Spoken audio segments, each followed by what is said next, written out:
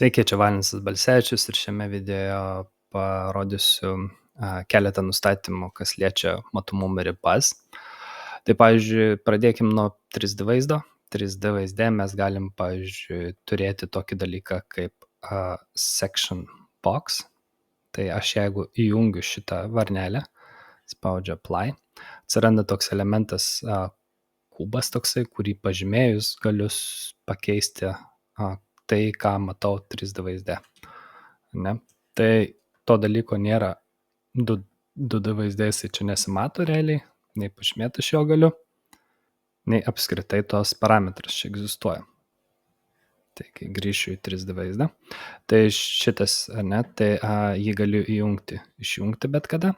Taip pat galiu pasižymėjęs keletą elementų paspausti šią komandą, section box, ir jisai apkirps jį iš karto automatiškai pagal pažymėtų elementų dydį. Tai labai gerai tokiai greitai peržiūrai tam tikrose vietose. Tai dabar vėl aš išjungsiu. Dabar nueisim į planą. Ir apie pjūvius jau esu kalbėjęs, tačiau kai pjūvį turite, matote šitą turit ribą, kiek į gylį matome pjūvyje. Ir taip pat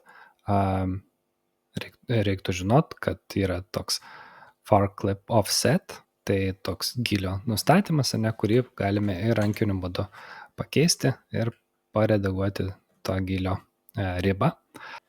Šoninės ribos susijusios su šito crop view, tai apkirpti vaizdą, Pavyzdžiui, aš jeigu jį nuimu, matote, kraštuose jau nebėra rodiklyčių, kuriomis galėčiau tampyti. Ir nuėjus į pjūvį, matome šitą apkirpimo kontūrą, crop view region, kur galime keisti jo ribas, bet tuo pačiu mes čia redaguojame ir tas pjūvio matomumo ribas tiesiog.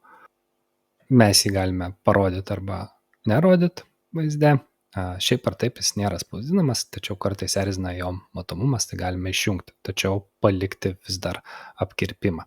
Annotation crop, tai būtų, jisai apkerpa anotacijų elementus, tai pavyzdžiui tekstą, jeigu aš turiu tekstą, kuris būtų, pavyzdžiui, čia kažkur ir parašyta santvara, tai pats apkirpimas jo nepanakina, tačiau yra šitas crop annotation kontūras toks prisidėjo dabar punktyrinė linija, tai jeigu aš jį sumažinsiu, tai jisai, pavyzdžiui, panaikins visus teksto elementus ar matmenų elementus, kurie yra tose ribose. Išjungsiu čia. Dabar tai crop view veikia tiek pjūvyje, tiek išklotinių vaizduose, tiek plano vaizde. Pavyzdžiui, šį čia galiu įjungti jo matomumą, ir galiu keisti jo ribas. Tačiau gylis plane keičiasi per kitą parametrą, ne per šitą far clip offset, bet per view range, tik tiek, kad pas mane pritaikytas matomumo šablonas, aš jį laikinai nuimsiu, kad galėčiau redaguoti view range, ir gal einam į antro lygio planą bendrai ir nusiemam šitą šabloną. Ir dabar view range, kiek norime matyti į gylį. Tai pasirinku šią komandą, galime matyti tam tikrus nustatymus, galime įsijungti tokį pagalbinį paveiksliuką, kuris rodo, kas čia yra per nustatymai. Taip, svarbi yra šita cut plane plokštuma, tai yra metras virš antro lygio, yra pjūvio plokštuma. Tai realiai visi elementai, kuriuos kerta šitą pjūvio plokštuma, tai tuos elementus ir matysime. Čia kiek į gylį matysime, tai ties pirmų lygių, jeigu aš padaryčiau, pavyzdžiui, ties antrų lygių nulinis, apply, šiek tiek pasikeitė matomumo nustatymai, tačiau vis dar matau elementus, todėl kad yra view depth nustatymas, tai reiškia, kad nuo šitos ribos iki šitos visi elementai, kurie čia bus, jiems vaizduoti bus naudojamas tam tikras linijos tipas.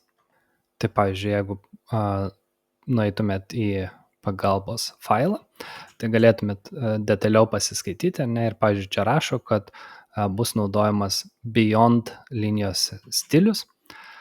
visiems šitiems elementams vaizduoti. Tai šiuo metu būtent tas linijos stilius jiems ir panaudotas. tą linijos stilių mes galime pakeisti per Manage Line Styles.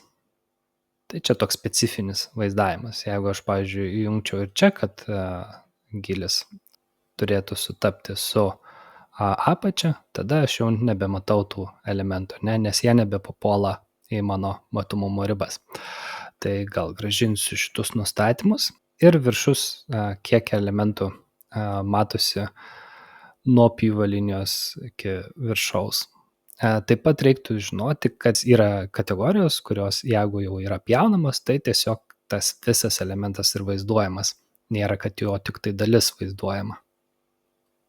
Tai čia tokie tam tikri niuansai, bet dažniausiai užtenka šitų nustatymų.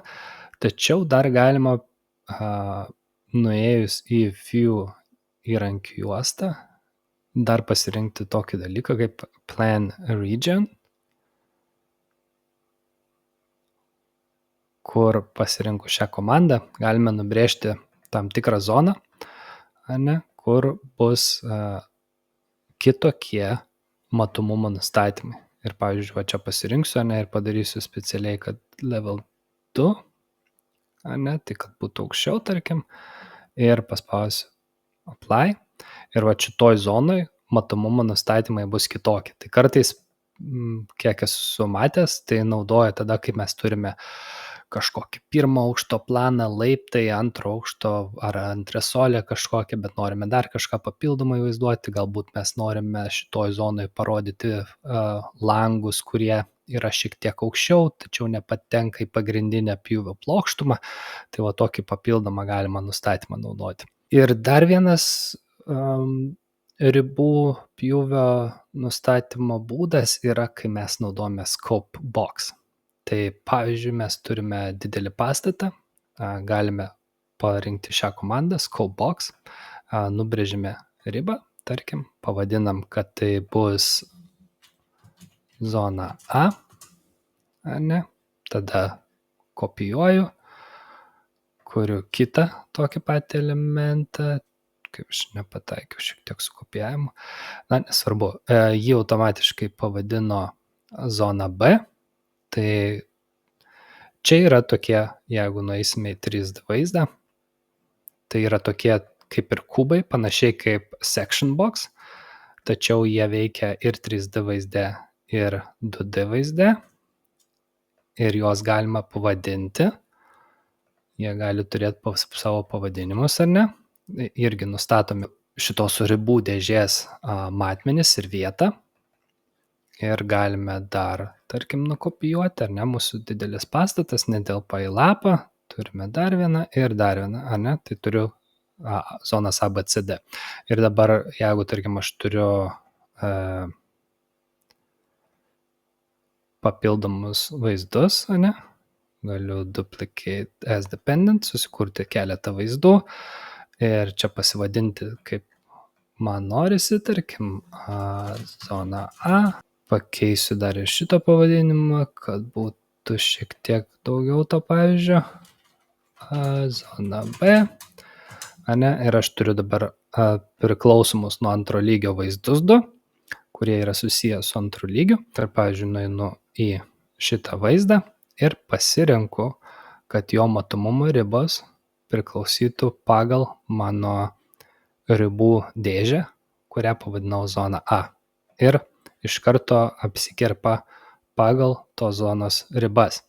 Tai kaip ir nereikia naudoti to crop view, vienas dalykas. Antras dalykas, jeigu aš pakeisiu savo zonos ribas kažkur, tai jie pasikeis visuose planuose.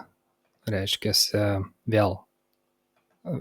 vėl patogesnis ir labiau automatizuotas toksai būdas, net daugiau kontrolės galime įgyti, kontroliuodami visų vaizdų matomumo ribas vienu kartu. Tarkim, nuėję čia, aš paimčiau tą zoną B ir ją čia pakeičiau, tai jinai pasikeistų ir šituose plano vaizduose ar pjūvio vaizduose, kad ir kur aš buvau panaudojęs šitą ribų dėžės elementą.